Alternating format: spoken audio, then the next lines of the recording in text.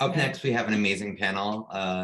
It's creating transformational partnerships through impact, measurement, and logic, exploring Sustainable Development Goal 17 with Brittany Hill from the Accelerist and an all-star panel. Over to you, Brittany.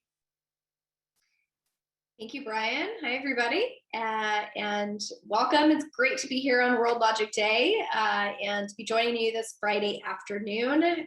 We have an amazing panel coming up, built from some superstars, actually, all from here in Austin, Texas, that we're really excited about.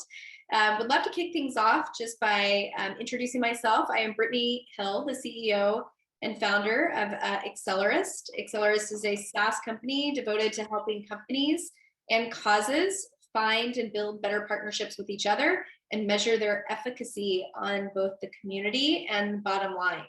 And so we are talking today about really building those transformational partnerships, SDG, as Brian said, number 17, and how we can collaborate across several aisles to make this world a better place. And we have some amazing people to talk about how they've done that and how they are approaching through measurement, through keeping an eye on metrics, their investments, their impact investments, and how to make better business decisions moving forward beyond that and using those metrics. So we're going to dive in here in just a second and get down into some fun conversation. But before we do, I'd love to have each panelist introduce themselves. Heather, I'm going to throw it to you first. Sure. So I'm Heather Vennard. Thank you so much, Brittany. Heather Vennard, I'm the Director of Social Impact and Sustainability at Bumble. That's a recent development. I've been doing the social impact work at various tech companies in Austin for the past decade, and I'm excited to be here. And I'll tell you what, I'll kick it over to Leo. Hello, my name is Leo Ramirez. I'm the founder and CEO of a philanthropic platform called Incast. I've been in Austin for, 26 years now, and I have a big passion for philanthropy. I've been immersed in the space since 2005, and I'm always looking for new and innovative solutions and data and analytics and outcomes-based is one of those elements that I'm really passionate about. So I'm excited to be here and I appreciate the invitation. And I'll pass it over to Chantal. Thanks, Leo.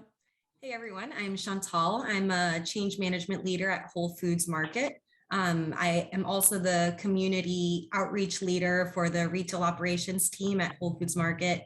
Prior to my current role, I've been involved in the nonprofit space for many years, including my last role, which was in the Dominican Republic at an organization called The Dream Project, where I helped lead a program for women's sexual and reproductive health, which is really amazing work, more of a grassroots experience. I'm so excited to be here today with all these amazing other panelists. So looking forward to the conversations. Thank you. I'll introduce myself now. It's a pleasure to be here. I'm Dr. Kate Tulenko, and I'm the founder and CEO of Corvus Health, which is a global health workforce firm. We're a social enterprise that has the aim to make sure that everyone has access to trained, qualified health workers.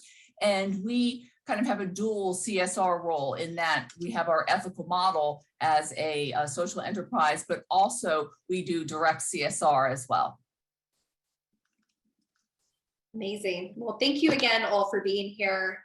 Today we're going to have a discussion about measurement, but before we do, just kind of setting the stage here, I think, one thing we wanted to dive into here today is really to discuss why is impact measurement so important in today's world. I think the events of 2020 and 2021 have really underscored both consumer demand, workforce demand, and shareholder demand for brands, for companies to speak up and be upfront about the issues they stand for, transparent in how they report on the impact that you're making, and creating that measurable impact is critical, I think, in satisfying this social change and the results that all of those stakeholders that I just mentioned are expecting, and building trust with all of them. And so we know now that it's sort of been proven that high purpose brands, companies that make a difference, can actually impact share price, can actually build more deeper engaged relationships with their workforce, can retain employees faster and for longer, can win over consumers at the shopping aisle if they're purpose driven. But that measurement kind of the, what we would call the S, right? And the ESG, environmental social governance, is still kind of the wild, wild west, right? When it comes to understanding it, measuring it, knowing what to measure. So before we get into what, let's start with why. Why should we measure? Why is measurement so important? When it comes to our overall CSR strategy planning and how to better formulate partnerships along SDG number 17. Chantal, I'm going to kick it to you first, if you don't mind. Sure. Thanks, Brittany. Well, along those same lines, I mean, impact measurement is one of the many ways that we can define our impact and help us keep true to our mission and help us create overall systemic change. Without it, how do we build trust amongst our investors and stakeholders? How do we know that the work that we're doing is truly effective and getting us closer to that greater vision? Just to share a small anecdote, if that's okay, just a way in which I've experienced the value of impact measurement and have been able to apply it into my current role. Back in the Dominican Republic, as I mentioned, I was in a very grassroots role. I was on the ground working directly with women and communities, trying to help drive goals related to sexual and reproductive health. And this program that we had was really amazing. And we had all this short-term data of the effectiveness of the program. But when I got there, I realized we were lacking that long-term impact. What does it look like? What do the lives of these women look like 5-10 years after they've been through the program? Is it any different than women that haven't? And we didn't have that information. The reason we didn't have it, it was incredibly hard because most of the women didn't have cell phones. If they did, it wasn't a smartphone. If they did, it wasn't the same number that they had 6 months ago. All we had to go off of was literally a list of names and a list of towns. Was the juice worth the squeeze? Yes, it was. We took a clipboard. We literally took a couple weeks to walk around all these towns, trying to find these women, asking neighbors, asking friends. And ultimately we had a good amount of people that we found, and we surveyed these women, and luckily the results were really positive. We learned that the program did have a long-term impact. Some of these women had been 7 years out of the program, and the numbers showed us that the rates of unwanted teen pregnancies were below average. The rates of HIV and AIDS were below average. There was sustained knowledge over time. And by bringing these results to our stakeholders and our investors and our donors, I can't recall the exact number right now, but the increase in donations was unbelievable. We just had so much more support.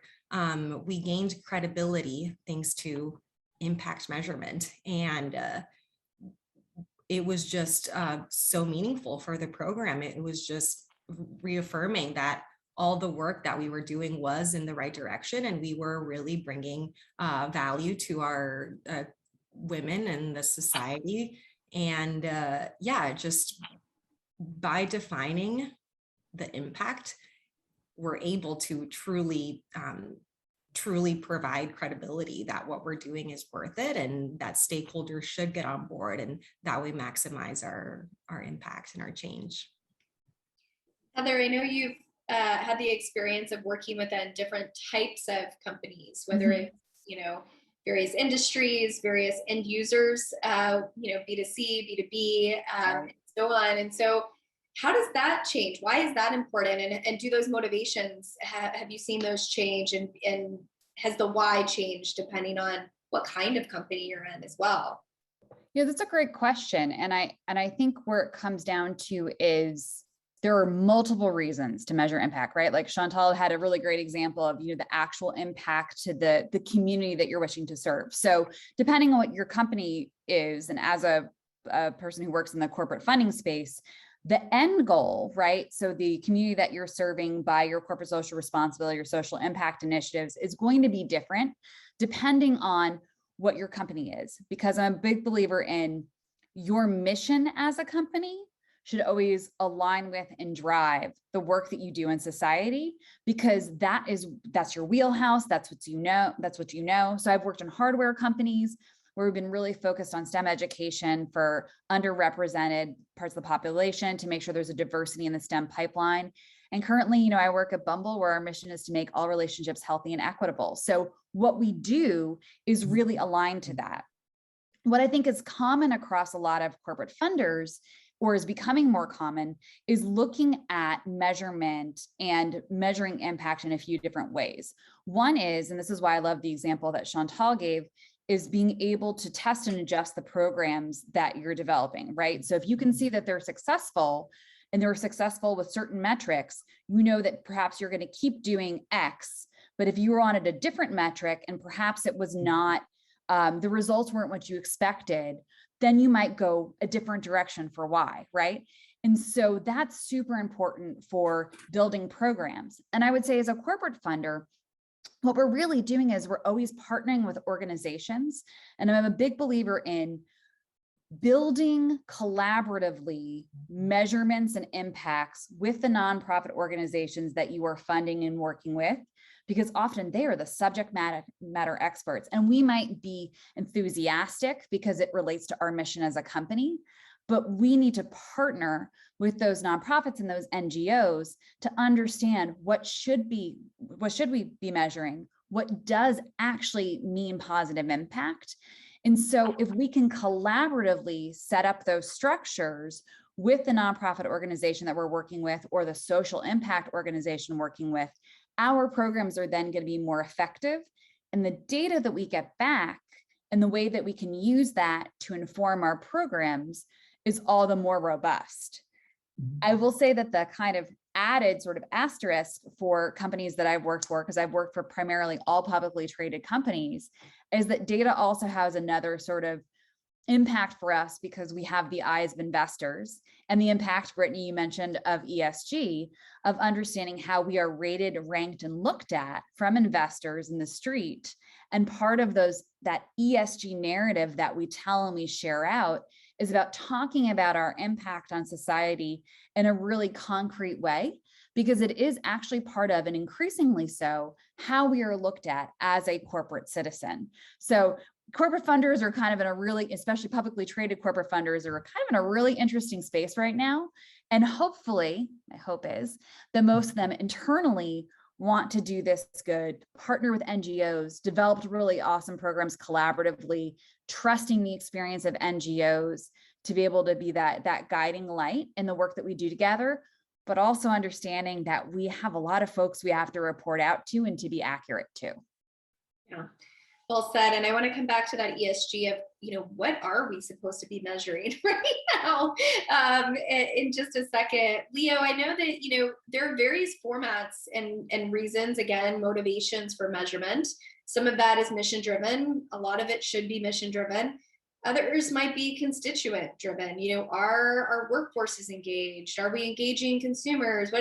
From your perspective at InCast and in your other roles, especially in the lens and through the lens of that partnership theme here, why do you feel like it's important that either companies and or NGOs or both are approaching measurement or measuring impact? So I love what Chantal and Heather have said so far, and I completely agree. And another perspective to take about the why is when you consider all the constituents that you have to report to. Heather touched upon the stakeholders, the shareholders rather. If the Friedman Doctrine from many decades ago stated that the sole purpose of a business was to return value to its shareholders, and it could be argued that corporate social responsibility, which has self-accountability, is kind of the way that it's structured. You really have responsibility to yourself to then share with your primarily shareholders, and yeah, of course, your customers and your partners and others, what it is that you're doing and why it matters, to your business. There's been a reframing of CSR, as many of you all I'm sure know, a term called corporate social justice. And that is a way for there to be accountability kind of built into all of your stakeholders, and, you know, not just your shareholders, but your customers, your vendors, your employees, et cetera. And taking kind of keeping that in mind, and also understanding that we live in a world where, at least in the United States, more than half of the working population is millennial. And if you include the younger generation, you know, as well, you know, they're the vast majority of people working today. They also are, you know, arguably the largest consumers, you know, as well. And that generation and younger really cares about social justice. They really care about corporate social responsibility. And so I would argue that the why has a lot to do with who's working for you and how valued they're going to feel, how connected they are to your mission, and above and beyond the work they're doing, but what more do you do in the world? And if they don't have that connection, they're gone. You can't pay them enough to keep them. You can't pay enough to come work for you.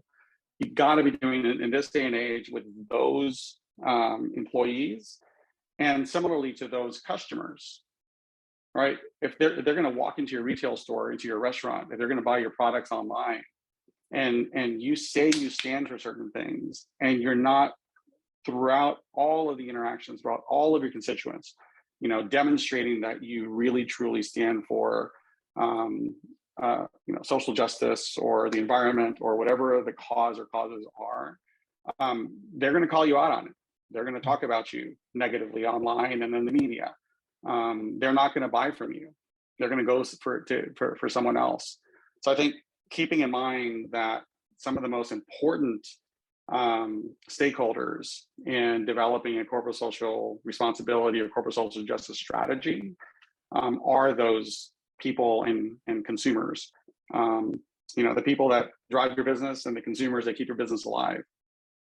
So that's the lens through which I tend to view the importance of not just doing the why, and then later we'll get into the why. You know, what do we measure and why does it matter? Yeah. So Dr. Kate, would you echo any sentiments around motivations or why this is such an important topic? Do you have any additional thoughts on this? Absolutely. So we see three main reasons why you would do metrics within corporate social responsibility. The first is better storytelling. The second is continuous improvement. And then the third is, you know, competition, you know, addressing the fact that there are other companies doing something very similar to what you're doing. And so in better storytelling, there's a great saying, which is no stories without numbers and no numbers without stories. So you need to be able to tell the story of Maria and tell a story of a very specific person who was benefited, you know, by your project. And that really, you know, pulls on people's heartstrings and drives those emotional purchases. But also you need to be able to show those metrics to say that we helped, you know, 5,000 women, or we helped, you know, 10,000 children. And so it's both the quantitative, which is the numbers, and the qualitative, which is sort of the why, the explanatory, or the stories.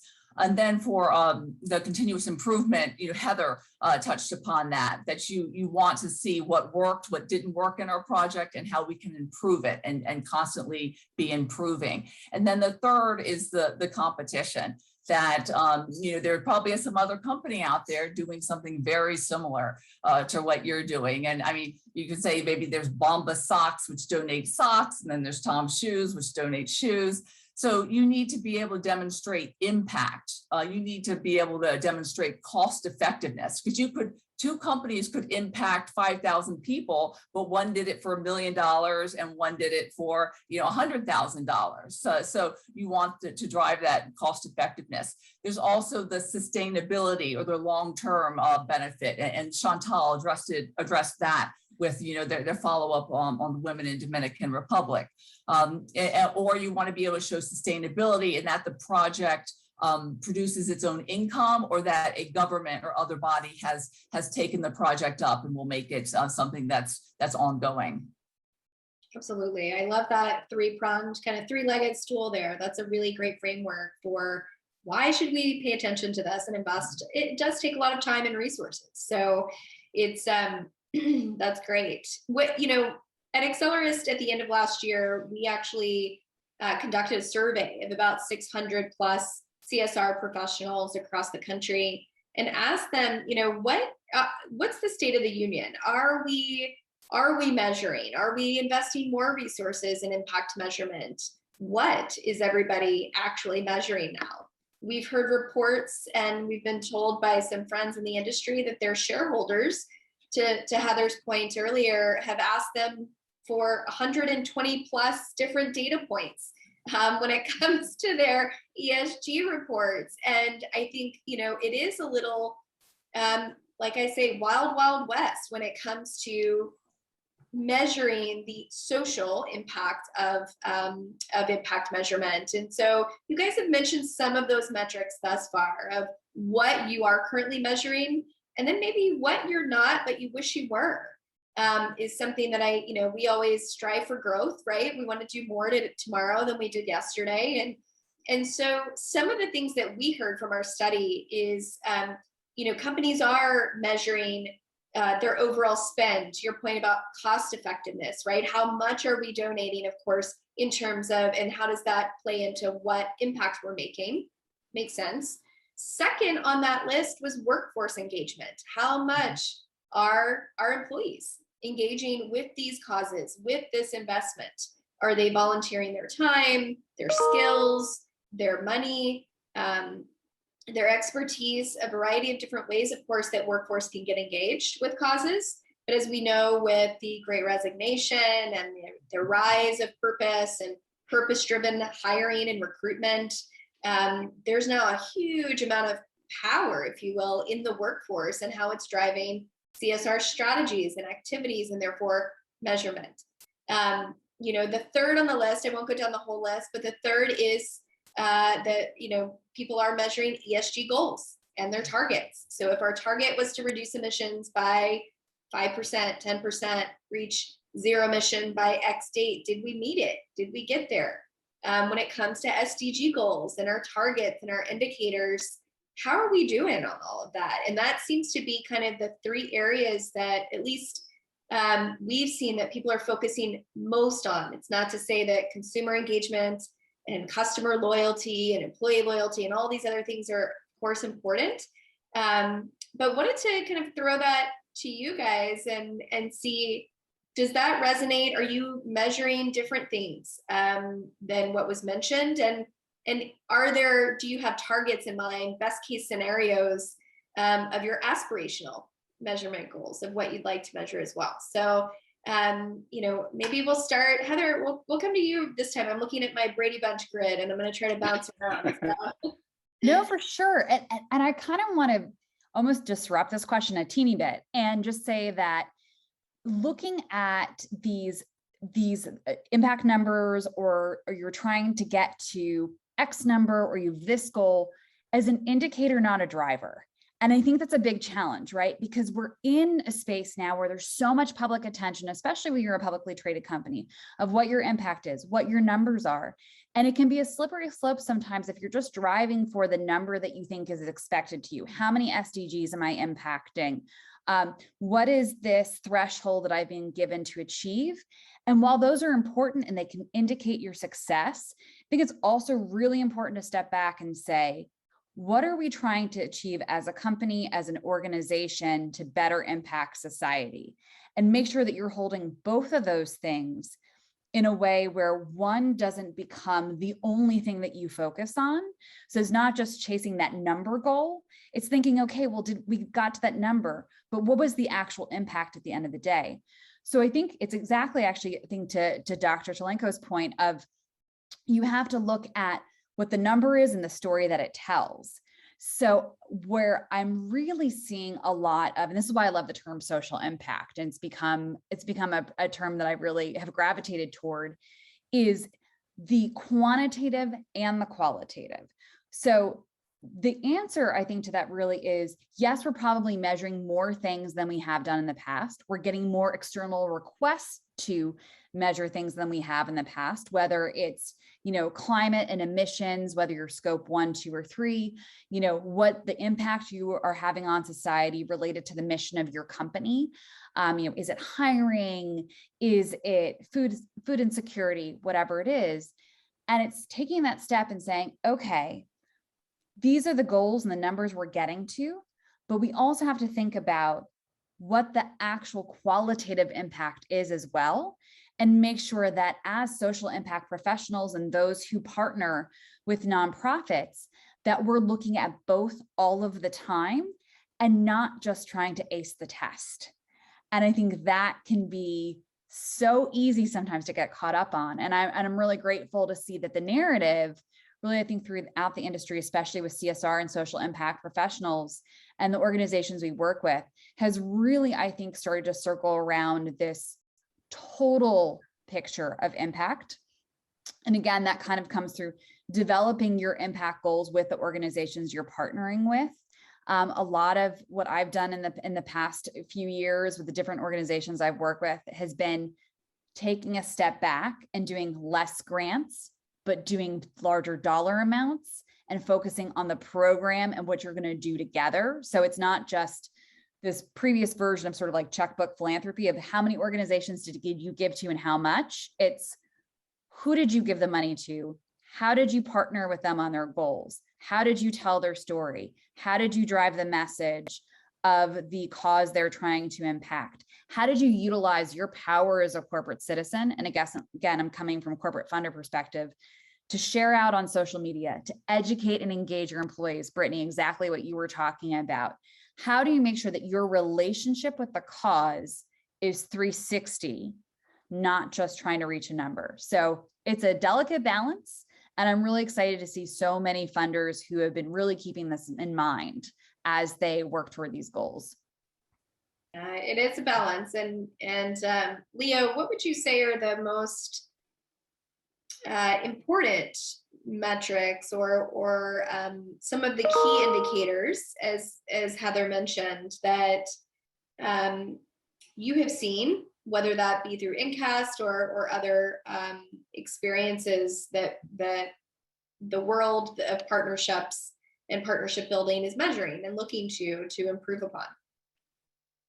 Well, one of the things that I that I do in my copious spare time is I'm on the kind of the executive leadership committee with the Corporate Engagement Council, as is Heather, and I lead the co-lead the impact and kind of data subgroup.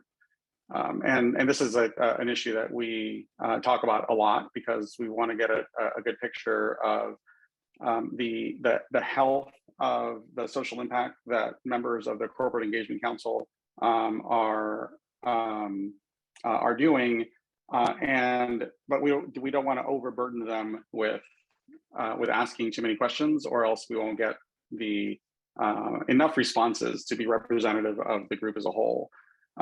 So, traditionally, the types of kind of investment metrics that we look at are things that you mentioned before, Brittany, like number of dollars contributed by the organization, number of dollars contributed by employees, number of volunteer hours, and how much of that is in kind, how much of that was matched, how much of it was granted and given away, but also what it has been valuable is understanding what are the areas of interest that your company and your teams are looking to, and sometimes you'll find that the company itself invests in social impact in certain areas that align really strongly with mission or some sort of stated goal.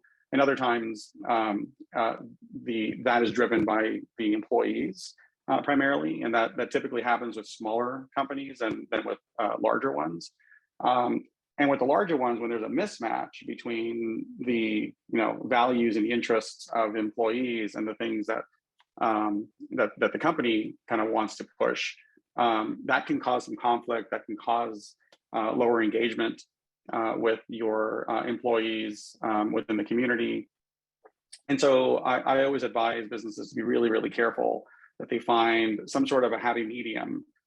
University of Fairfield Credit Union here in Austin, for example, years ago, I thought their approach was brilliant. They always had a core set of organizations that they partnered with, but then they put feelers out to their employees and they said, hey, what do you like to give to?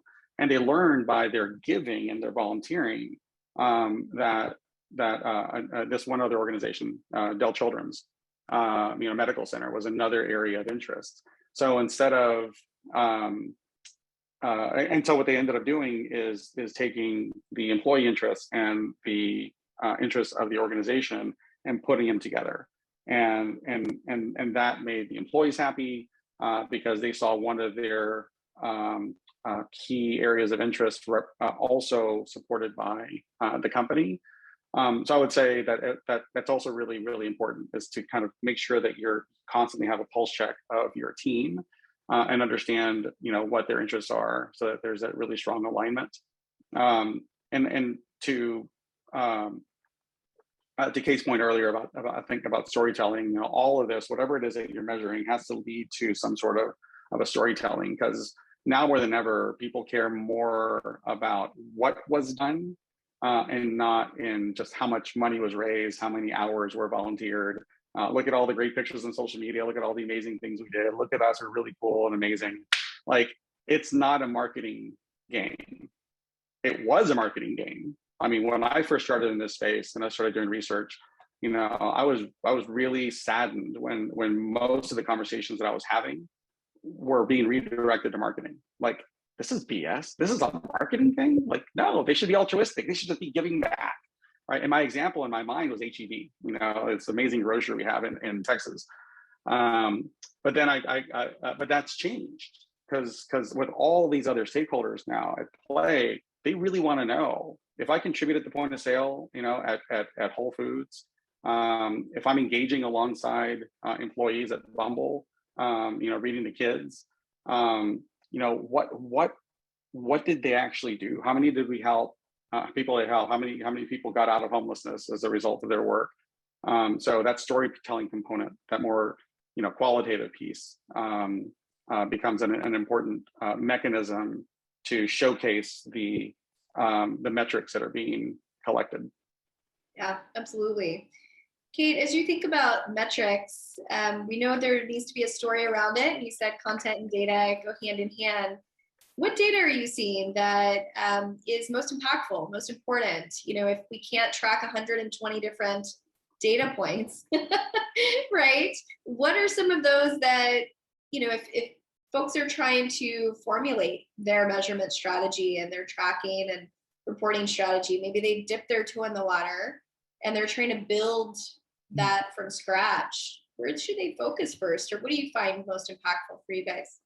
Well, I do think the first thing that needs to be done is you have to involve monitoring and evaluation specialists from the start, or data experts from the start. And most of you will have those people in the community, in your company, or if you don't, you can hire them quite easily as consultants, because if you don't have that type of professional on your team helping you design your program and design your data collection and data monitoring system, you'll end up doing, sort of these patches, which are much more expensive. So definitely involve, evaluation professionals from the start.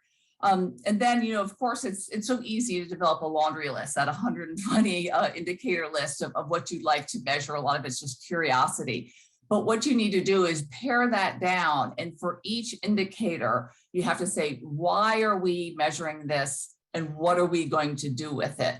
Or based on this indicator, is this going to become part of the story? Or is this going to be, help us against competition? Or is this an indicator that will help us do mid-course corrections and help us improve? So you understand and can explain why you are collecting each piece of data, and also how and how often you're going to collect each piece of data. Are you going to interview the women once a month?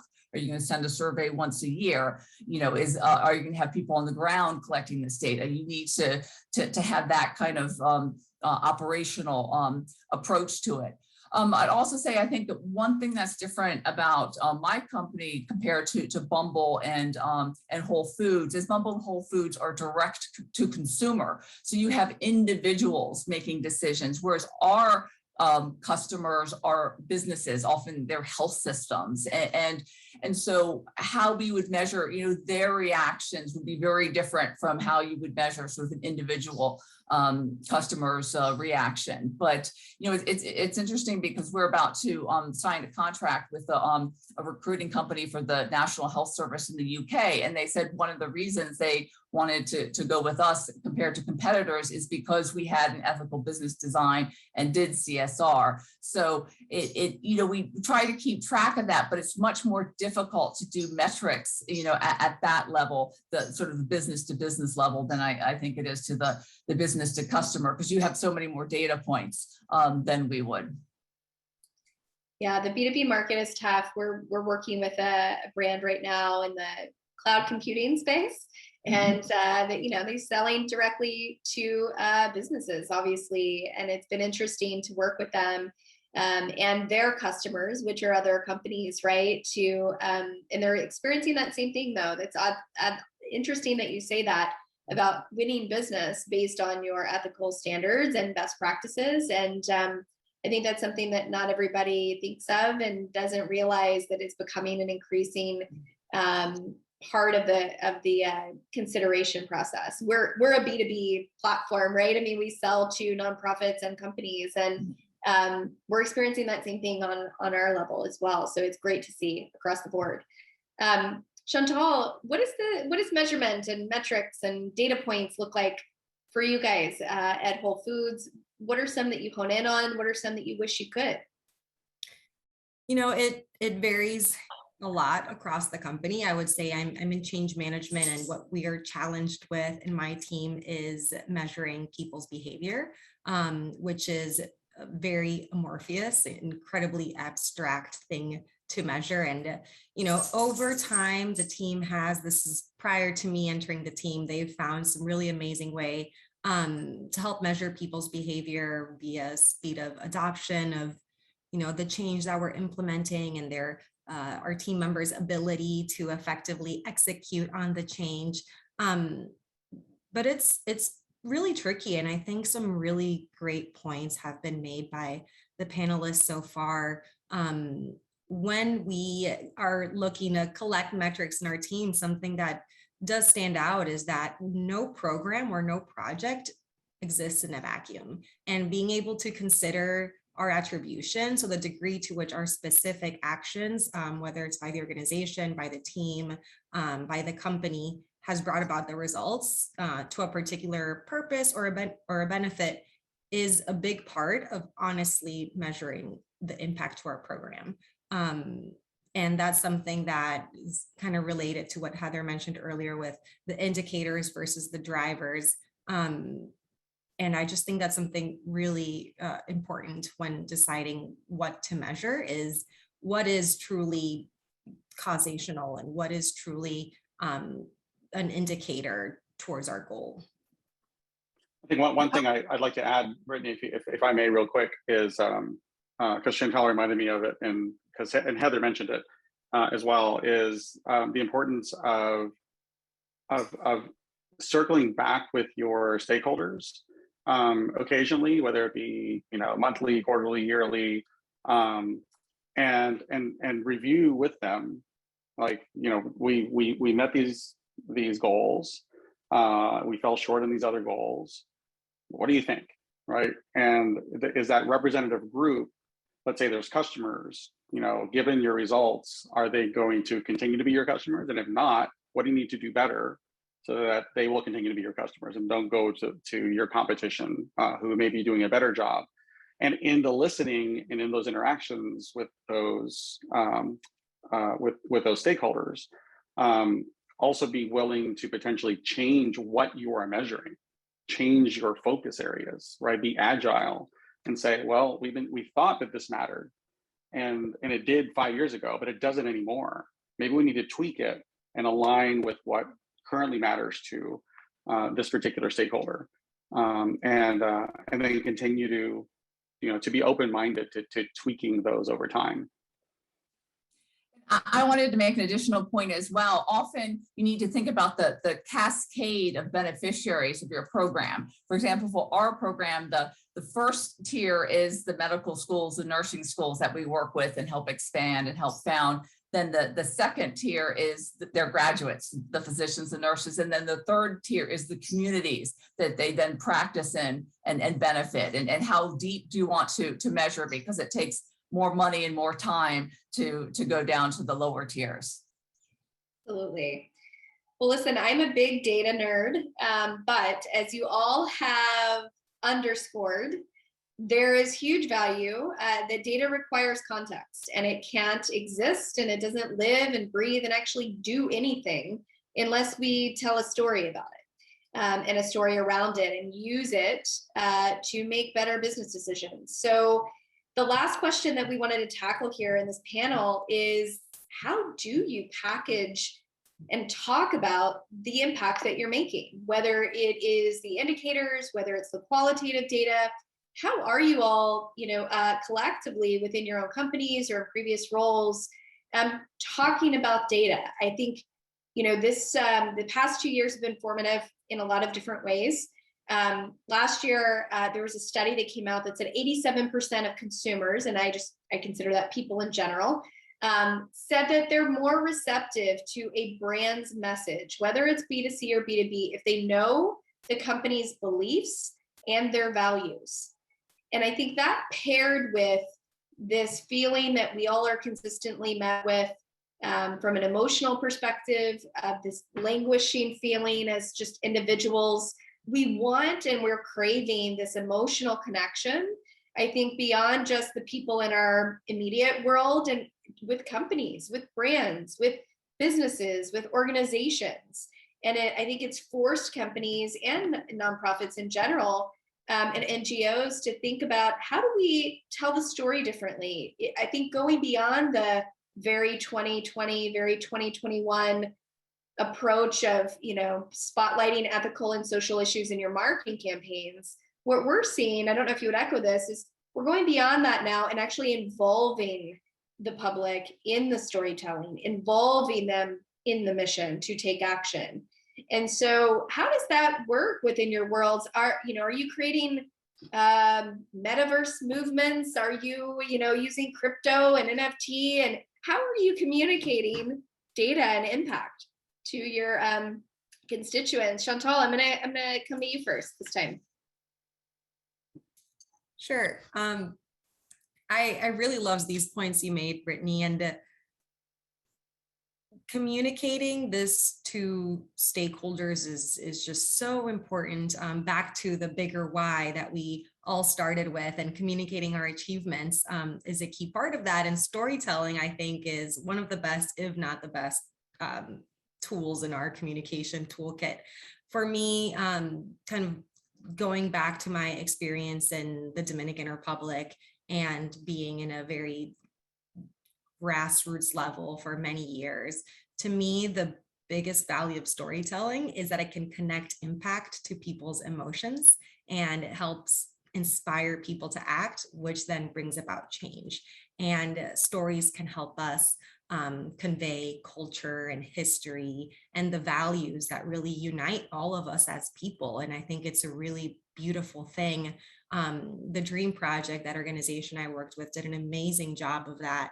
And anything from having our little internal magazine that our students and children were authors of themselves, and we would send that to everyone around the world that knew about the Dream Project. And the voice came directly from the students and then was reflected back from the donors, who would tell the stories about the stories. And it really brought everyone together, and it just created this beautiful, just unified everyone across these borders. And it's a really powerful tool. And I encourage more for-profit businesses to do that as well. Being in the for-profit world, at least where I am right now, I think it's not used to its full potential. And that's something that, this is kind of planting that seed for me. And maybe that's something I'll bring to my team, especially in the community outreach work we're doing. Kate, how do you tell stories? How do you leverage your data? How do you report, package, and position that out? Oh, I think we're on mute. Okay, I would say we use it in four main ways. The first is social media, getting that word out to the, the general population. The second is, advertising or, in your actual, product, you put it in your product so people are aware. Then of course, reports, we say people don't read anymore. We keep reports very brief, have a lot of information graphics so that people can skim through them. But I think the fourth that we use, which I think more companies should use, is field visits. So bringing partners to meet the beneficiaries, the first, second, and third tier, whether it's a government official, that you're trying to enter a new country or a new market, or maybe it's a business partner, or maybe it's an influencer in your field, or maybe it's a client representative. Taking them, like to a midwifery school in our case, and having them meet a student who's the first person in her extended family to go to college and who wanted to become a midwife because her older sister died in childbirth. That is so memorable. And it really helps people understand so far beyond the numbers, and they will never forget that visit. So field visits, I think, are really important, but they have to, of course, be very selective, and the people you bring on have to be, quite important to your work. Yeah, there's nothing like that interpersonal relationship and kind of seeing the work in action. I think then to actually inspire you to do more. I think, Leo, I'm sure someone has said, because I've heard it, I don't know who said it, but progress begets progress, right? It enhances, and when we see that progress, when we hear about that progress, it actually increases the chance that we can make more. And so in your world, what have you seen, or have you seen any innovative approaches to impact measurement, reporting, or storytelling? I have, and that's on my mind. Storytelling is on my mind all the time right now, because one of the things that I'm working on is leading strategy for a fundraising for a organization called Finding Home ATX. So we're on a mission to end unsheltered homelessness in Austin. And be the first major city in the nation to do that. And it's a $550 million initiative. We're 80% of the way there, and we have another $115 million to raise. And just raising money, in my view, is worthless, right? Because we can throw money at things all the time, but if we can actually show what those resources, the money, the people, the in-kind contributions, what they have actually done, then none of it really matters. We should be impact driven. We shouldn't just be driven on who's screaming the most and who's asking for the most things. And then it comes down to, well, what stories should we be telling? And we're adamant that it's important for us to get a representative sample of people experiencing homelessness and interview them. And of course, publish them on social media, maybe, get on the radio or on TV whenever possible, and help them make a connection to those that we want to reach, whether they be individual donors or foundations or high net worth individuals or corporations to support us, because their story, like, this is why we're asking you to do the thing, to give money, to volunteer, and to help us end unsheltered homelessness in this case. So that's been on my mind, and we don't have a solution yet. We have a bunch of ideas of things that we will do when this initiative kicks off to the community. But we just know that storytelling is going to be an absolutely important element of our strategy to get to that big goal and solve what we're out to go solve.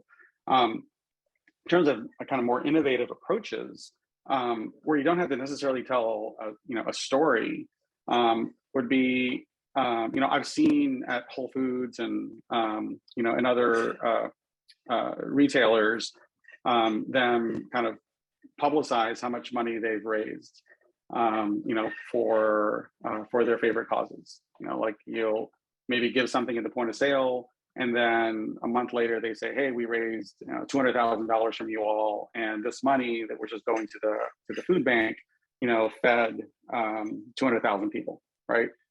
And the average donation was $1, right? So next time you go at checkout and you're like, well, hell, they're asking me for $2. I'm going to give $2 because $1 did this. $2 can do even more, right?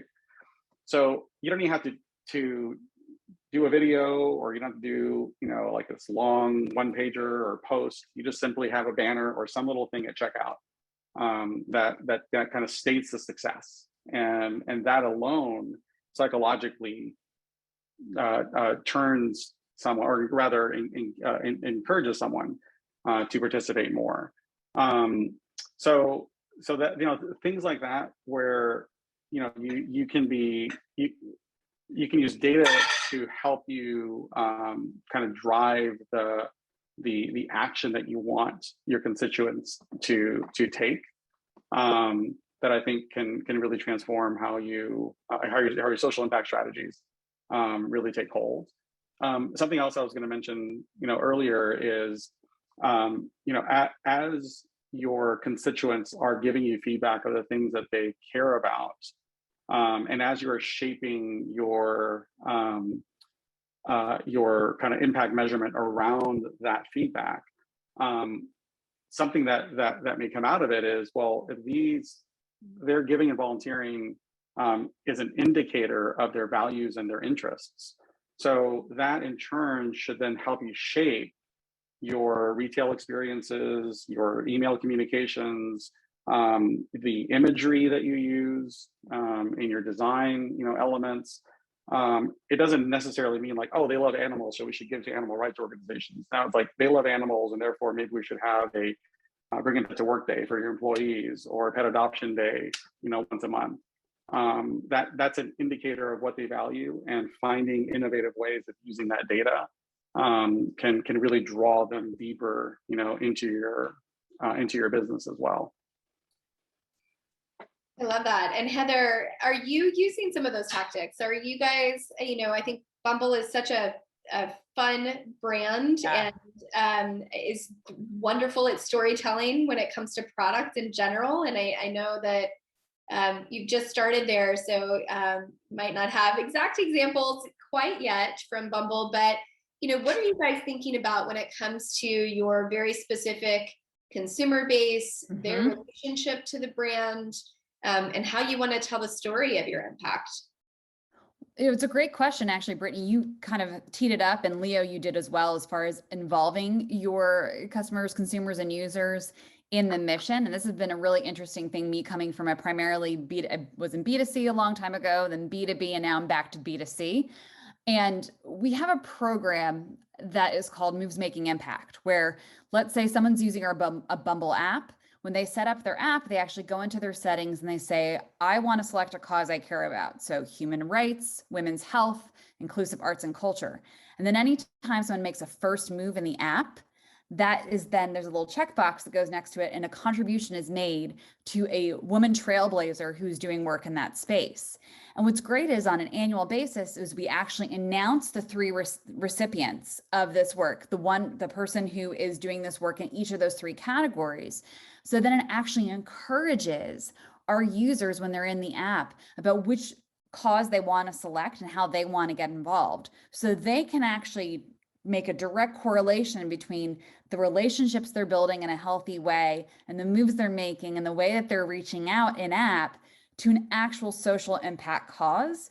And I will say that's something that's been really neat about moving into the software space, and one where you actually have a direct connection to your users through the app that you have and through the software that you have, because we're able to connect them directly with the cause. And I'm excited to see, both ourselves as Bumble and more organizations doing that in the future, to connect directly to those users and consumers and to know what they care about. That's wonderful. I love that program. That's amazing. I'm sorry in one way that I have never used a dating app. I married my high school sweetheart. so I don't have the luxury of having a box and making the first move, because I would totally do that. Get it. Well, with a couple minutes left here, I wanted to throw you guys a little bit of a curveball, just to leave some last words with the audience and the attendees here. If you had one wish for partnerships for SDG 17 for partnerships in 2022, what would that be? One wish. Kate, I feel like you have an answer. Yes, I come out of the development world, and in that world, sort of, you know, WHO, USAID, World Bank is recommend that you put 5% of your budget into monitoring and evaluation. So if you spend $1 million on your program, you should spend 50,000 on monitoring and evaluation. That's awesome.